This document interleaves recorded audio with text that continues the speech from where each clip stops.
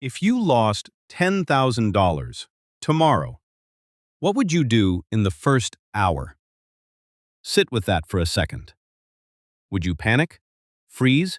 Start blaming everyone but yourself? Your answer to that one question might be the biggest reason you're not rich yet. Because rich people lose money too, all the time, more than you'd think. The difference isn't that they avoid losses, it's what they do in that first hour. And today, I'm breaking that down for you.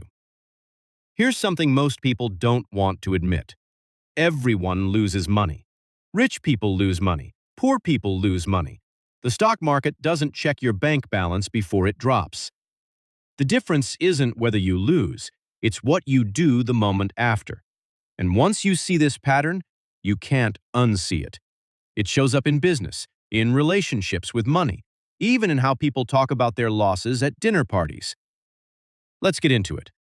When poor people lose money, the story becomes, "This always happens to me. I'm cursed. The system is rigged." The loss becomes an identity. It becomes proof of a belief they already had, that money isn't meant for them. Rich people tell a different story, not a fantasy story, a useful one. They ask, "What did this cost me? And what did it teach me?" That single reframe changes everything downstream.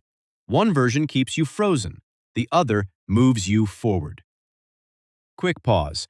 If you're the kind of person who wants to actually understand money instead of just complain about not having enough of it, hit subscribe right now. I break down exactly this kind of psychology every single week, and trust me, this channel is about to get a lot more valuable to you. Okay, back to it. Here's something wild. Poor people, on average, take longer to make a decision after a financial loss. Not because they're careful, but because they're paralyzed by fear. Rich people move fast. Not reckless, fast. They ask 3 questions almost immediately. How bad is it really? What's still working? What's my next move?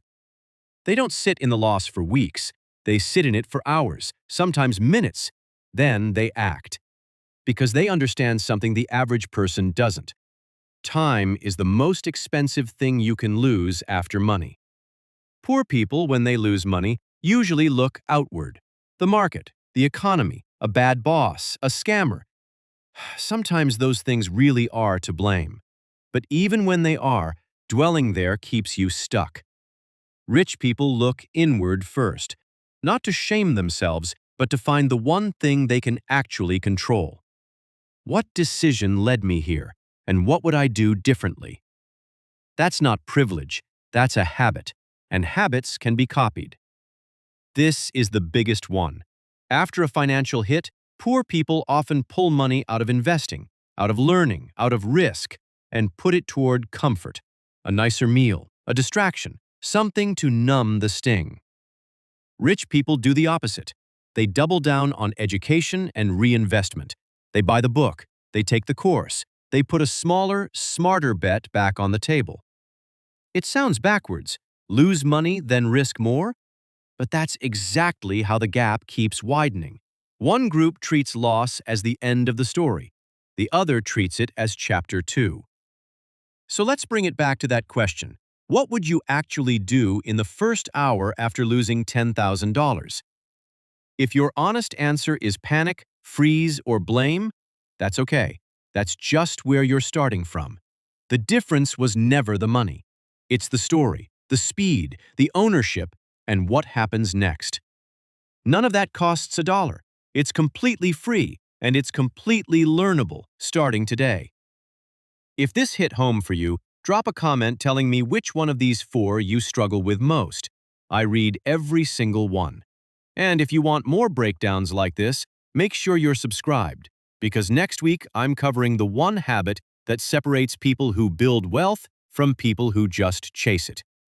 See you in the next one.